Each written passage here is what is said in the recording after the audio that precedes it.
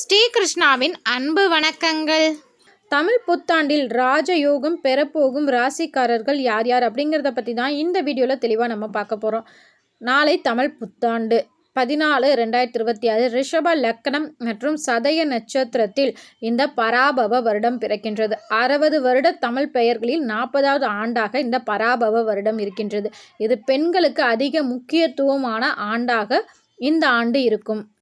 இந்த ஆண்டு கிரக நிலை எப்படி இருக்கின்றது அப்படின்னு பார்த்திங்கன்னா, சுக்கிரன் சாதகமாக சஞ்சரிப்பதால் சில ராசிகளுக்கு மிகப்பெரிய ராஜயோகத்தை அனுபவிக்கப் போகிறார்கள்.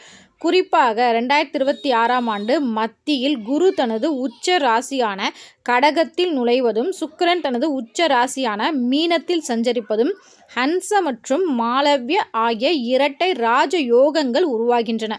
இதன் மூலம் பல ராசிக்காரர்களுக்கு மிகப்பெரிய ராஜயோகம் உருவாகப் போகின்றது. அதில் முதல் ராசிக்காரர் யார் அப்படின்னு பார்த்தீங்கன்னா, கடகம் ராசிக்காரர். குரு தனது உச்ச ராசியான கடகத்தில் ஜூன் 2ஆம் தேதி 2026ஆம் ஆண்டு அன்று நுழைவதால் இந்த ராசியினருக்கு மிகப்பெரிய ராஜயோகம் அமையும். நீண்ட நாள் பிரச்சனைகள் தீரும், நிதி நிலைமை வலுப்படும். அது மட்டும் இல்லை, உங்களுக்கு உங்கள் வாழ்க்கையின் அடுத்த கட்டத்திற்கு செல்லக்கூடிய ஒரு ஆண்டாக இந்த பராபவ வருடம் இருக்கின்றது. இரண்டாவது ராசிக்காரர் யார் அப்படின்னு பார்த்தீங்கன்னா, மேசம் ராசிக்காரர்கள். குருவின் சுப பார்வையால் எடுத்த முயற்சிகள் அனைத்தும் வெற்றி கிடைக்கும். தொழிலில் நல்ல வளர்ச்சியை, பொருளாதார முன்னேற்றத்தையும் கண்டிப்பாக இந்த மேச ராசிக்காரர்களுக்கு கிடைக்கும்.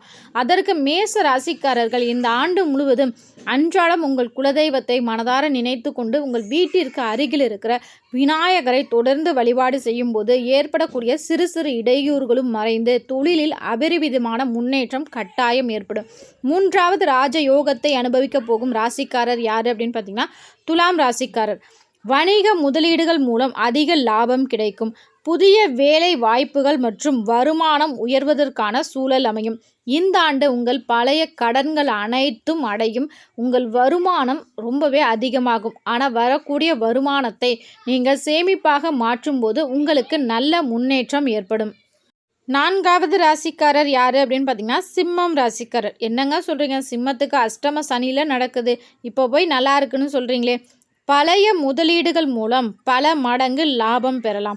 ஜென்ம கேதுவின் தாக்கம் குறைவதால் ஆண்டின் முதல் 5 மாதங்கள் மிகச் சிறப்பான பலனை அளிக்கின்றது.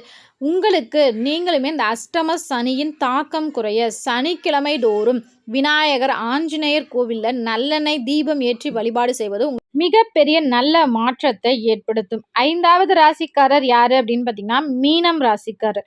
இந்த மீன ராசிக்காரர்கள் சுக்கிரன் தனது உச்ச ராசியான மீனத்தில் சஞ்சரிப்பதால் மாளவ்ய ராஜ யோகம் உருவாகின்றது. இதனால் சுபயோக வாழ்க்கையை வாழப்போகிறீர்கள். உங்கள் வாழ்க்கையில் இருந்த அனைத்து கஷ்டங்களும் மறையப் போகின்றது. மிகப்பெரிய அதிர்ஷ்டம் உங்களுக்கு காத்திருக்கின்றது. அதற்கு நீங்கள் இந்த ஆண்டு செய்ய வேண்டியது, உங்கள் சோம்பேறித்தனத்தை விட்டுவிட்டு உங்கள் பெற்றோர்கள் மற்றும் மனைவியின் ஆலோசனை கேட்டு நடக்க வேண்டும். அது மட்டும் இல்லை, உங்கள் பெற்றோர்களிடமும் உங்கள் மனைவியிடமும் வாக்குவாதத்தை தவிர்ப்பது இந்த ஆண்டு பல நன்மைகளை உங்களுக்கு ஏற்படுத்தும்.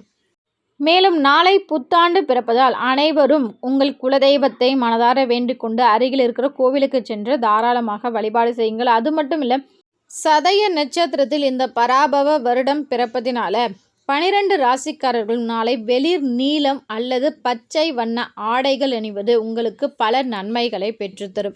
இந்த வீடியோ பார்க்குற உங்களுக்கு பிடித்த கடவுள் யார் அப்படிங்கிறத மறக்காமல் எங்களோட கமெண்ட் செக்ஷனில் ஷேர் பண்ணிக்கோங்க.